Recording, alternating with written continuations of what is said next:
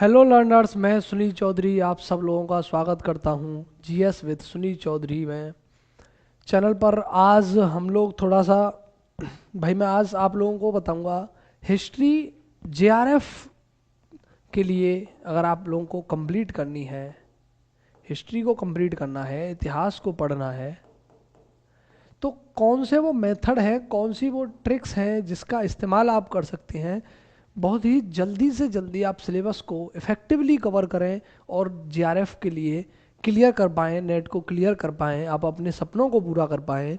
तो मैं ये कह सकता हूँ कि ये शॉर्टकट होने वाली है। क्या होने वाली है? शॉर्टकट होने वाली है। किसके लिए भाई? जेआरएफ के लिए। तो इसमें आप लोगों को करना क्या है, मैं काफ़ी लिख के लाया हूँ भाई सारी चीज़ें रिसर्च करके। रिसर्च क्या, मैं कह सकता हूँ कि मैं सारी चीज़ें एक सीक्वेंस में लगा के लाया हूँ, ऑर्डर में लगा के लाया हूँ। तो सबसे पहले अगर आपने सिलेबस देखा होगा तो आपको केवल इंडियन हिस्ट्री को पढ़ना है। इंडियन हिस्ट्री को पढ़ना है। वर्ल्ड हिस्ट्री से आपको कोई लेना देना नहीं है, केवल और केवल भारतीय इतिहास को आप लोगों को पढ़ना है। थोड़ा सा जल्दी से मैं चीज़ों को बताऊंगा, ठीक है। अभी आप अगर डेट की बात करो तो भाई जून में आपका एग्ज़ाम होना है, 10 जून के आसपास एग्ज़ाम होगा। थोड़ा सा लेट चल रहा है, 10 नहीं 15 के बाद होता है बेसिकली। 15 के बाद, जून के बाद होता है ये एग्ज़ाम जून में। तो अभी फरवरी निकलने को है, मार्च अप्रैल मई, 3 महीने करीब 90 से ज़्यादा दिन आपके पास है। अभी भी देखा जाए तो 95 दिन के आसपास बैठेंगे करीब करीब। यही है ना, मार्च अप्रैल मई और जून। जून के भी 10 दिन तो आप लेके ही चलिए कि 10 जून से भी शुरू होगा, उससे पहले तो शुरू नहीं हो सकता है ये, ठीक है। तो 10 जून तक का हमारे पास टारगेट है, समय है। और आज 24 फरवरी है। तो आप मान के चलिए कि 100 के करीब आप दिन मान के चलिए। कुछ हो सकता है शादी आ जाए या डिस्टरबेंस हो जाए, तो 100 दिन तो मान के चलिए। तो 100 दिन के हिसाब से मैं आपको बता देता हूँ कि क्या आपको करना है। तो सबसे ज़्यादा जो इसमें पोर्शन पूछा जाता है वो है मॉडर्न, आधुनिक। एक तो आपको आधुनिक पढ़ना है, और मैं जो जिस क्रम में लिख रहा हूँ उसी क्रम में आप लोगों को पढ़ना है। सबसे ज़्यादा आधुनिक आता है तो आधुनिक को पढ़ना है। उसके बाद पढ़ना है आपको मेडिएवल, मध्यकालीन को। मध्यकालीन को पढ़ना है। उसके बाद में आपको पढ़ना है क्या? एंशियंट को। उसके बाद में आप लोगों को प्राचीन पढ़ना है। और फिर आपकी एक आती है हिस्टोग्राफी। हिस्टोग्राफी आती है, इतिहास लेखन आता है। ये इतिहास लेखन क्या है? सबसे ज़्यादा दिक्कत होती है, मुझे भी बहुत ज़्यादा कन्फ्यूजन हुई थी। बहुत ज़्यादा जो मेंटल एनर्जी है, मानसिक आपकी ऊर्जा है, वो खर्च होती है इस पर। अब कुछ लोग फाइन आर्ट भी इसमें शामिल करते हैं, लेकिन मैं कहता हूं कि फाइन आर्ट को आपको अलग से पढ़ने की ज़रूरत नहीं है। मैं जो टेक्निक बताऊंगा, सिर्फ और सिर्फ एक किताब बताऊंगा आप लोगों को मेन सोर्स के रूप में। तो आपका मुख्य सोर्स सिर्फ और सिर्फ एक किताब होगी, और वो मैं अभी बताऊंगा आप लोगों को कौन सी होगी। तो आपको इस क्रम में पढ़ना है। 100 दिन है, 20 दिन, 20 दिन, 15 दिन। और ये तो भाई 2 दिन या एक दिन में हो जाएगा, ज़्यादा इसमें जाने की ज़रूरत है नहीं। ये 20, 20 और 15 दिन में हो जाएगा। अगर आप नेट के लिए जा रहे हो तो पहले आप कहीं ना कहीं से पढ़ जरूर चुके होंगे। इतना समय आराम से दीजिए, कोई दिक्कत वाली बात नहीं है, परेशानी नहीं है। कितना हो चुका है? 40, 50, 55 हो चुके हैं, ठीक है। 55, इसमें कुछ नहीं जाता है, 1-2 घंटे की मैं बता दूंगा इसका भी, ठीक है। इसमें कुछ नहीं लगेगा। तो ये हो गए कितने? 55 दिन हो चुके हैं अब तक। अब बचे 45। 45 में से 10 या 15 दिन आप दीजिए नेट पेपर 1 को। किसको? नेट पेपर 1 को। तो आप 15 दिन भी लगा लीजिए पेपर 1 के लिए। भाई पेपर 1 बहुत इंपॉर्टेंट है। पेपर 1 इंपॉर्टेंट है। वीडियो भी मैंने डाल रखी है, थोड़ा बहुत उसमें से देख लेना। अगर और इच्छा हो और मन हो तो और भी लगा देंगे हम, वीडियो कंप्लीट करा देंगे उसको। शायद 1 या 2 यूनिट उसमें से नहीं हुई है। इसके बाद में आप लोगों को इसको, फाइन आर्ट को तो बिल्कुल भी नहीं पढ़ना है। अब आपको पढ़ना कहाँ से है? देखो, इसके लिए कुछ स्पेक्ट्रम की, देखो, या तो हो सकता है कि आप स्टैंडर्ड बुक पढ़ रहे हो, या फिर हो सकता है आपके पास किसी टीचर के नोट्स हों। तो जो भी स्टैंडर्ड बुक्स हैं उनको टीचर के नोट बिल्कुल मेरे भाई रिप्लेस कर सकते हैं। ये सब लोगों का क्वेश्चन होता है कि क्या रिप्लेस हो सकते हैं? बिल्कुल हो सकते हैं। स्टैंडर्ड बुक अवॉइड की जा सकती हैं इवन, ठीक है। अगर स्टैंडर्ड बुक है किसी के पास तो पढ़ लीजिए, कोई भी स्पेक्ट्रम हो या शेखर बंदोपाध्याय वगैरह जो भी हो, पढ़ सकते हैं आप, अच्छी बुक है। लेकिन कभी याद रहेगा उनमें से आपको, ठीक है। ज़्यादा याद कहाँ से रहेगा मैं अभी आपको बताऊंगा। एंशियंट के लिए लेकिन आप लोगों को सबसे खास ध्यान रखना है, एंशियंट के लिए जो आर.एस. शर्मा की जो बुक आती है एनसीईआरटी वाली, उसको आपको पढ़ना है। और कहाँ तक पढ़ना है, उसमें से पहले, दूसरा और तीसरा, पहला, दूसरा और तीसरा जो चैप्टर है वो पढ़ने हैं, और उससे आपका हो जाएगा हिस्टोग्राफी। हिस्टोग्राफी के लिए अलग से कोई बुक नहीं पढ़नी है, उसी में से आपका हिस्टोग्राफी कवर हो जाएगा लगभग। पहले, दूसरे और तीसरे चैप्टर आर.एस. शर्मा की जो एंशियंट के बुक है उसके अंदर से। अगर आपका मन हो तो थोड़ा बहुत मेन टॉपिक्स इससे पढ़ लेना, ना मन हो तो मत पढ़ना, कोई ज़रूरी नहीं है, ठीक है। 20, 21 और 24 थोड़े से इंपॉर्टेंट हैं इसमें से। 20, 21 और 24 चैप्टर जो है, चैप्टर नंबर, ये इंपॉर्टेंट है, लेकिन ना भी करें, अवॉइड करना चाहें तो कर सकते हो। कौन सा है? 20, 21 और 24, इनके पास, आपके पास भैया ये ऑप्शनल है, वैकल्पिक है, पढ़ो पढ़ो ना पढ़ो कोई दिक्कत नहीं है। पहले, दूसरे, तीसरे जरूर पढ़ लेना आर.एस. शर्मा के। इसके बाद एनसीईआरटी में हिस्टोग्राफी के लिए 3 चैप्टर्स के बाद आपको कोई भी एक वीडियो उठानी है किसी भी, उसमें से हर उपागम से, हर स्ट्रीम से, हर विचारधारा से जुड़े हुए, जैसे विचारधारा होती है ना अलग अलग, नेशनलिस्ट, इकोनॉमिक, मार्क्सवादी, ये सारी सोशलिस्ट, ये सारी विचारधाराएं होती हैं। उन विचारधाराओं के अकॉर्डिंग कुछ इतिहासकार होते हैं, हर विचारधारा से जुड़े हुए कुछ इतिहासकार जो मेन मेन हैं उनको थोड़ा सा याद रखने की कोशिश करेंगे। और इसी सीक्वेंस में इतने ही दिन लगाने हैं, बाद बाकी के समय आपको किसके लिए देना है मेरे भाई? रिवीजन के लिए देना है। रिवीजन आपका थोड़ा सा फास्ट होगा, आप लोगों को थोड़ा सा फास्ट करना होगा। इसके बाद में एंशियंट की बात करते हैं, एक एक से बात कर लेते हैं। पहले एंशियंट की बात कर लेते हैं। और मैंने, हाँ, सबसे पहले वो बुक कौन सी है, वो बुक कौन सी है लास्ट के दिन रिवीजन के लिए रखना। और वो बुक कौन सी है जिससे मैं बात कर रहा हूँ, तो वो बुक है मेरे भाई अरिहंत पब्लिकेशन की। किसकी? अरिहंत पब्लिकेशन की वो बुक होगी आपकी, जो मैंने इस्तेमाल की थी। अरिहंत पब्लिकेशन की दूसरे कमरे में रखी हुई है, अगर इच्छा हो तो मैं दिखा देता हूँ।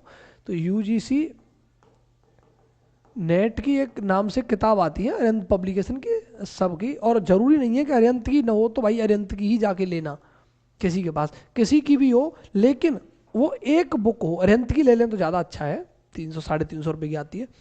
उसमें हर चैप्टर के बाद में होते हैं उसमें पीवाईक्यूज। क्या होते हैं? पीवाईक्यूज।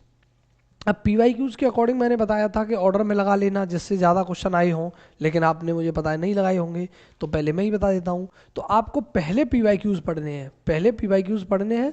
उसके बाद उसी किताब से जो थ्योरी दी गई है, जो चीज़ें लिखी गई हैं, उनको पढ़ना है। और क्वेश्चंस पढ़ने के बाद में आपको समझ में आ जाएगा कि इस टॉपिक में क्या इंपॉर्टेंट है, उसको अंडरलाइन कर लेना। रिवीजन के समय पर फिर उसी को रिवाइज कर लेना। और पीवाईक्यूज को जितना हो सके उतना रिवाइज कर लेना। अगर लास्ट का जो वीक होगा ना आपका, लास्ट का वीक, लास्ट का जो अंतिम सप्ताह होगा, अगर अंतिम सप्ताह में आज मान लीजिए कि आप थ्योरी रिवाइज नहीं कर पा रहे हो, तो मेरे भाई पीवाईक्यूज के जरिए रिवीजन करके जाना, इन क्वेश्चंस को एक बार फिर से पढ़ के जरूर जाना। लास्ट के वीक में आप लोगों को ध्यान रखना ये बात है, चाहे आप पहले कुछ भी कर रहे हो, लास्ट में आपको पीवाईक्यूज जरूर पढ़ के जाना है। तो मैं आपको इंपॉर्टेंट टॉपिक्स बता देता हूँ जो मैंने सेलेक्ट किए हैं अपने भाई एक्सपीरियंस के बेस पर, कि कौन कौन से इम्पोर्टेंट टॉपिक्स हैं। तो सबसे पहले एंशियंट की अगर हम बात करें, एंशियंट की, प्राचीन की मैंने आर्ट एंड कल्चर के लिए इसलिए मना किया था कि आर्ट एंड कल्चर मेनली उसी में कवर हो जाएगी जब आप इस बुक को पढ़ रहे होंगे। हर राजा के, हर उसके समय के, काल के सारी चीज़ें उसी में आ जाएंगी, ठीक है। तो सबसे पहले तो भाई इसमें आपको सिंधु घाटी सभ्यता है, इंडस वैली है, सिंधु सभ्यता है, सिंधु घाटी सभ्यता है, इसको पढ़ना है। और इसमें से ध्यान रखना कि ये जो फैक्चुअल डाटा है, इसमें से उसको, तथ्यों को ज़्यादा याद रखना होगा। कौन सी साइड कहाँ पे है, कहाँ से क्या चीज़ पाया गया, मोती किस चीज़ से बनता था, कौन कौन से एलिमेंट होते थे। ये पीवाईक्यूज है, आया हुआ क्वेश्चन है, स्टेटाइट, क्वार्जाइट, और ये एक और होता है उसमें शायद, स्टेटाइट, क्वार्जाइट, और चलो मैं बता दूंगा। तो तीन तीन ऐसे इस प्रकार से जो फैक्ट है, फैक्चुअल डाटा है, कौन सी साइड कहाँ पर है, किस साइड से क्या चीज़ें पाई गई हैं। अब ये मत घबराना कि इसमें अनलिमिटेड है जी, बहुत ज़्यादा पढ़ना पड़ेगा, ऐसा कुछ नहीं है। अगर कभी आपने ग्रुप सी वगैरह के लिए पढ़ा हो, तैयारी की हो, तो वहाँ पर फैक्चुअल डाटा लिखा होगा बहुत छोटे से 2, 3, 4 पेजों में, उसको याद जरूर करके जाना आपको, ठीक है। उसके बाद आपको जो पढ़ना है वो वैदिक एंड लेटर वैदिक पीरियड, वैदिक और उत्तर वैदिक काल जरूर पढ़ना है।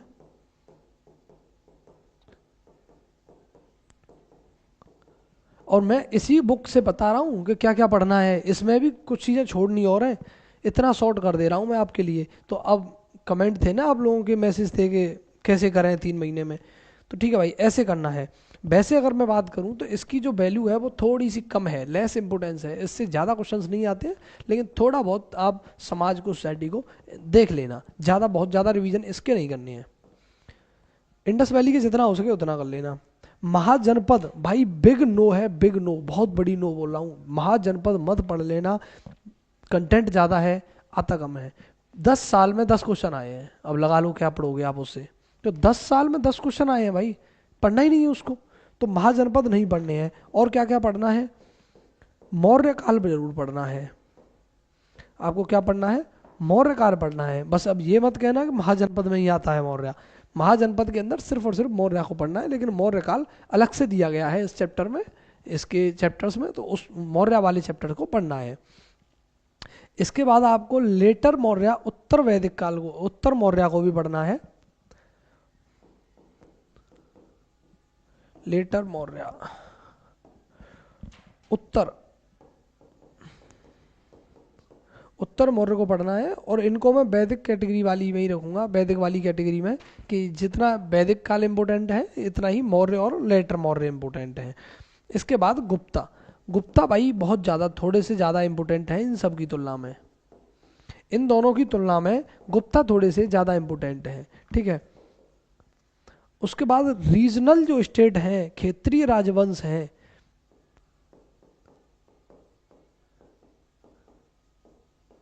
क्षेत्रीय राजवंशों से क्वेश्चन पूछे जाते हैं। इसमें एक टॉप चैप्टर है क्षेत्रीय राजवंश करके, उसके बाद इसमें 2 टॉपिक और हैं। और ये क्षेत्रीय राजवंश बेसिकली दक्षिण भारत के हैं।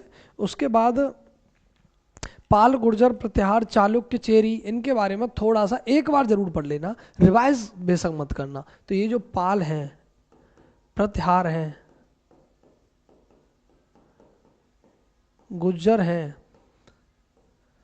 चेर हैं, ये क्या है, ये एक चैप्टर में इसके अंदर आपको मिलेंगे। और इसको केवल और केवल कितना, सिंगल टाइम भाई, एक बार पढ़ लेना, छोड़ के नहीं जाना है क्यों, लेकिन इससे क्वेश्चन बहुत ज़्यादा नहीं बनते हैं, ठीक है। इतने में आपकी पूरी की पूरी भाई एंशियंट कवर हो जाएगी, इससे बाहर कुछ नहीं आएगा एंशियंट में, बताओ,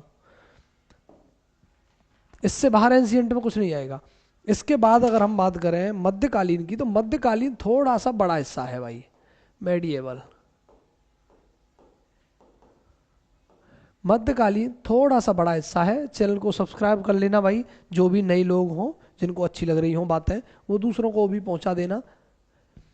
एंशियंट में सोर्सेज इंपोर्टेंट उतने ज़्यादा नहीं थे, लेकिन यहाँ पर मेडिएवल के, मध्यकालीन के जो सोर्सेज हैं, स्रोत हैं, वो मेरे भाई थोड़े से ऑथेंटिक हो जाते हैं, ज़्यादा इनकी इंपोर्टेंस हो जाती है, क्योंकि वहाँ पर क्या है, महाकाव्य और ये जो धार्मिक जो लिटरेचर है, साहित्य है मध्य का, प्राचीन में, वो ज़्यादा मिलते हैं, जिनको इतिहासकार थोड़ी सी कम वैल्यू देते हैं, क्योंकि वो थोड़ा सा फिक्शनल से उन्हें लगते हैं, ठीक है। लेकिन यहाँ के सोर्सेज इंपोर्टेंट हैं।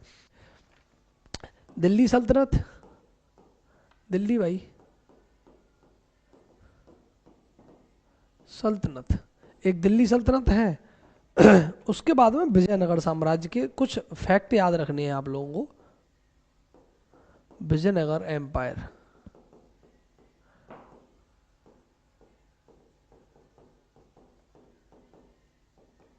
विजयनगर साम्राज्य आप लोगों को याद रखना है। और विजयनगर साम्राज्य के जो फैक्ट हैं वो क्या क्या, सेलेक्टेड फैक्ट इसके याद रखने हैं। जैसे कि आपका काम भाई बहुत आसान कर दूंगा मैं। जैसे कि उसमें जो स्टेट हैं उनको क्या बोला जाता था उस समय पर, पहले भाई विजयनगर साम्राज्य बहुत अच्छा एडमिनिस्ट्रेशन था, मैं बताऊं आप लोगों को, प्रशासनिक व्यवस्था वहाँ की बहुत अच्छी थी, तो उससे मोस्टली ये क्वेश्चन पूछ लिए जाते हैं उसकी प्रशासनिक व्यवस्था से। तो यहाँ के जो प्रशासनिक व्यवस्था है, प्रशासनिक, तो प्रशासनिक व्यवस्था को थोड़ा सा ठीक से पढ़ लेना, ठीक है, उससे क्वेश्चन आने की संभावना रहती है। प्रशासनिक व्यवस्था से विलेज को उस समय वहाँ पर क्या बोला जाता था, मंडल क्या होता था, मंडलम मंडलम क्या होता था, ये सारी बातें प्रशासन के अंदर आपको मिलेंगी। वो पढ़ लेना। उसके बाद में आपका मुगल आ जाते हैं। फिर मुगल और थोड़े से इंपॉर्टेंट हो जाते हैं भाई, दिल्ली से भी, इनसे तो बहुत ज़्यादा क्वेश्चन पूछे गए हैं। तो मुगल्स की भाई एडमिनिस्ट्रेशन, आर्थिक, धार्मिक, जितना भी जो कुछ भी मिले सब पढ़ना है।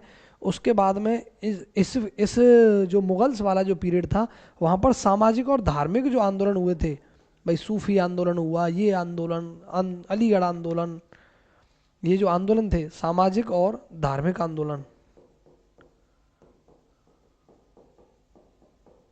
आंदोलन, सोशल एंड रिलीजियस मूवमेंट जो थे किसके, मुगल पीरियड के, वो पढ़ने हैं। अलग चैप्टर है इनका, अरिहंत की किताब में मिलेगा आप लोगों को, आराम से आप इसको कवर करिए। उसके बाद मराठा बहुत ज़्यादा इंपॉर्टेंट है नहीं, अगर आप चाहें तो एक बार पढ़ लेना भाई। मराठा क्या है, एक बार भाई आप लोगों को पढ़ना है। उसके बाद में क्या आता है, एक विविध करके एक चैप्टर बना रखा है किसके अंदर, मध्यकालीन जब खत्म होगी तो उसका लास्ट अंतिम जो चैप्टर होगा वो विविध करके दिया गया है अरिहंत की बुक में। तो वो उस क्वेश्चन वहाँ पे बहुत ज़्यादा आपको मिलेंगे, वहाँ पे बहुत ज़्यादा क्वेश्चन मिलेंगे उससे, तो विविध जरूर पढ़ना उसकी, ठीक है। आते हैं मॉडर्न पर। बहुत बहुत मैं भाई देखो, पढ़ तो आप लोगे, लेकिन दिक्कत क्या आती है कि कोई उसको सॉर्ट आउट कर दे कि क्या पढ़ना है कितना पढ़ना है, तो हमारे लिए आधी समस्या खत्म हो जाती है भाई, आधी समस्या खत्म हो जाती है। तो हमारी ऊर्जा इसी चीज़ पे लग रही होती है कि हमको पढ़ना क्या है आधी से ज़्यादा। तो आधा काम तो भाई आपका ये हो जाएगा कि आपको इतनी इतनी बातें पढ़ लेनी है, अगर थोड़ा सा आपको भरोसा है तो, क्योंकि हमने भी पढ़ा है भाई, क्लियर किया है, फर्स्ट अटेम्प्ट में ही किया है। तो थोड़ा सा आप समझिए कि कुछ तो ऐसी स्ट्रेटजी रही होगी, ऐसी टेक्निक्स रही होंगी जो वर्क कर गई, जो क्या कर गई, वर्क कर गई, काम कर गई। मॉडर्न की बात करते हैं। मॉडर्न में थोड़ा सा ज़्यादा आता है, क्वेश्चंस ज़्यादा आते हैं, पढ़ना बहुत ज़्यादा नहीं है। Administration of crown and company, company वो महारानी का जो शासन है, जो प्रशासन है,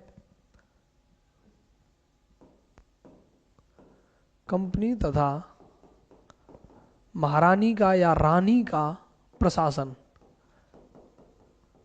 तो प्रशासन की व्यवस्था कैसी थी 1858 तक, उसके बाद में फिर कंपनी का, उसका रानी का, महारानी का रूल आता है, ब्रिटिश क्राउन के अंडर पहुंच जाता है।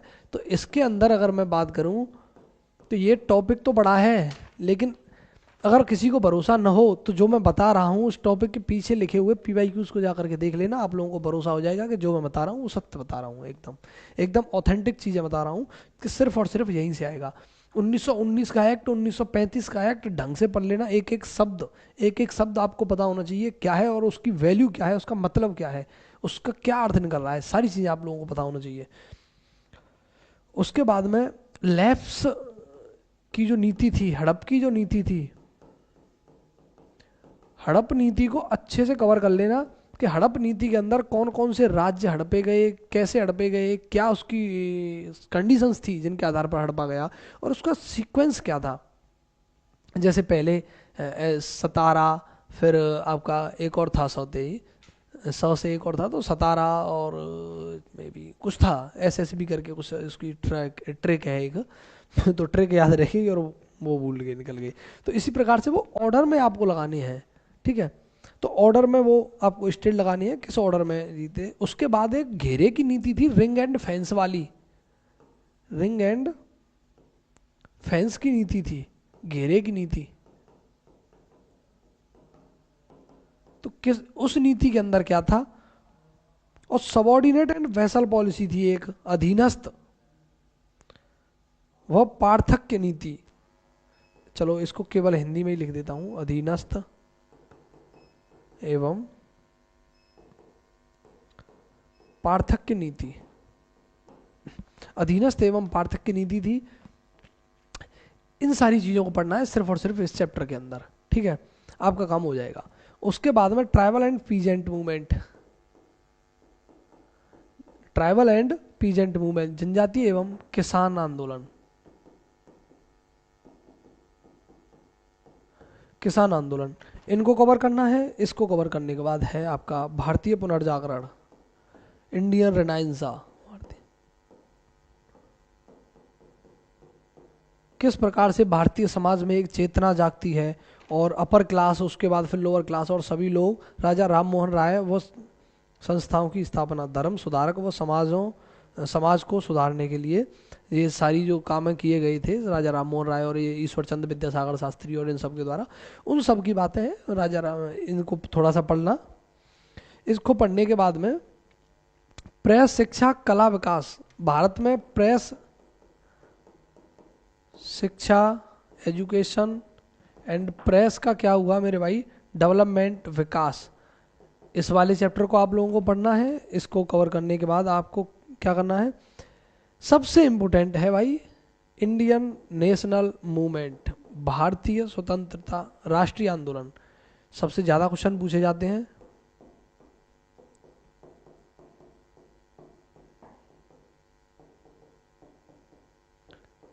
भारतीय राष्ट्रीय आंदोलन, इसको सभी लोगों को करना है, सबसे इम्पोर्टेंट है भाई ये मॉडर्न के अंदर।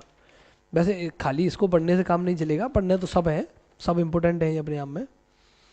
इसके बाद में हिस्टोग्राफी की बात आती है, तो हिस्टोग्राफी के इसी अरिहंत की जो बुक मैंने बताई है, इसके आपको सिर्फ और सिर्फ क्वेश्चंस करने हैं, पीवाईक्यूज।